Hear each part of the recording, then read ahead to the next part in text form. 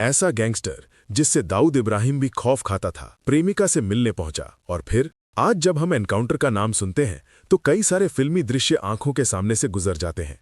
लेकिन आज हम आपको बताएंगे देश के पहले एनकाउंटर के बारे में, जिसमें 80 के दशक में मुंबई में खौफ का नाम बन चुके मानिया सुरवे को ढेर कर दिया गया था। इस एनकाउंटर और मानिया सुरवे के ऊपर बाद में अभिनेता जॉन अब्राहम ने film shoot out of Wadala भी बनाई थी। मानिया सुरवे का असली नाम मनोहर अर्जुन सुरवे था। मानिया सुरवे मुंबई के कीर्ति कॉलेज से ग्रेजुएट था और अपने सौतेले भाई भार्गव के चलते अपराध की दुनिया में आया था। मनोहर सुरवे को उसके दोस्त मानिया नाम से बुलाते थे। पढ़ाई के दौरान ही उसने अपने कुछ दोस्तों के साथ मिलकर एक गैंग शुरू कर दिया। साल 1969 में मानिया सुरवे ने अपने भाई के साथ मिलकर एक शख्स की हत्या कर दी। इसी मामले में उसे आजीवन कारावास की सजा हुई। हत्या के मामले में आजीवन कारावास की सजा काटने के लिए मानिया सुरवे को अन्यों के साथ पुणे के यरवदा जेल में रखा गया। जेल में जाने के बाद मानिया सुरवे का आतंक चरम पर था। जेल प्रशासन ने परेशान होकर उसे रत्नागिरी जेल भेज दिया। मानिया सुरवे भड़क गया और रत्नागिरी जेल में भूख हड़ताल पर बैठ गया। हड़ताल के चलते वो बीमार हो गया और उसे इलाज के लिए अस्पताल ले जाया गया। इसी अस्पताल से मानिया चकमा देकर फरार हो गया। 14 नवंबर 1979 को पुलिस हिरासत से भागा मानिया